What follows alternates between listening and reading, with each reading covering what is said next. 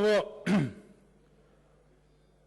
вие кажавте ништо нема да остане скриено. Па не остана скриено.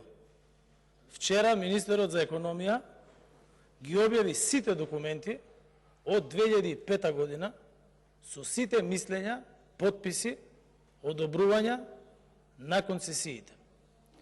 И објави уште една многу интересна работа. А сигурно сте ја виделе. На графиконот, кај што е обележена првата концесија и втората концесија. И тоа е многу интересно како е направено. Втората концесија комплетно ја заобиколува првата концесија.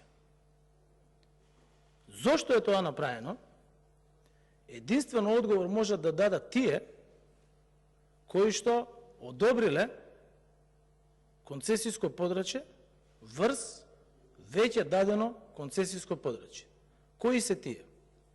Ако ги погледнете документите објавени на сајтот на Министерството за економија, кои што впрочем слободно може да ги преземе и јавното обвинителство, таа концесија ја издале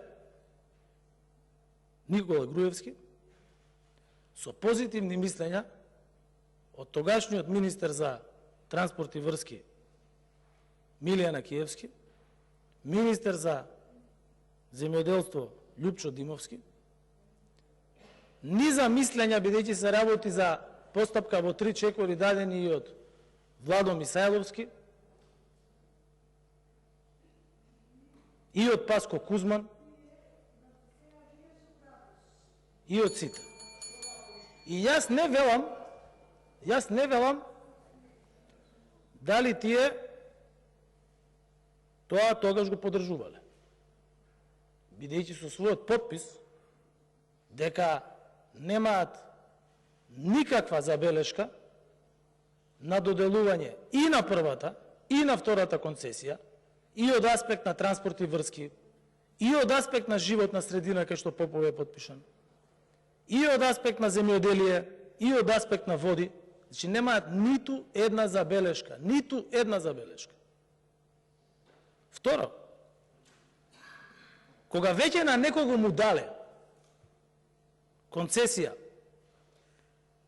каде што втората концесија комплетно се наоѓа врз првата концесија, согласно закон, тој има право да побара спојување на концесиите.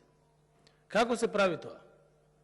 На сајтот на Министерство за економија ви е објавен и записникот ви е објавен од ваша влада за спојување на концесиите. И знаете што пишува во записникот? Нема никакви забелешки да се спојат. Имате се објавено, ама има и јавното обвинителство достап до тие документи. Ја не велам дали некој имал некаква лоша намера, добра намера, ваква намера или таква намера. Може би и овие што ги споменав, дел од кои што се активни сега, а добар дел се активни, дел во парламент, дел како советници во вашата партија, може смениле мислење. Ама треба да искочат да кажат. Да, сега вика, може би влијае лошо на животната средина, оти тогаш не им влијало лошо на животната средина. Нека кажат. Дали влијаат на земјоделски производи? Дополнително. Погледнете ги одлуките на општините. И на Ново село и на Босилово. И градоначалник, и совет, во тоа време од ДПМН, од ВМРО ДПМН, јас не ги кратам имињата на партиите, тоа вие го правите. Не ги кратам. Се исправив. На донеле позитивна одлука за отворање на рудници во Босилово и Ново село. Па имате документи сега, нема, знаете како? Можете вие да искочите, било кој да искочи тука да каже ова било направено или она. Сите документи се јавно објавени. И пак велам, сам човек треба да си каже, одлуките кои што се донесени сега се врз основа на судска одлука од управен суд.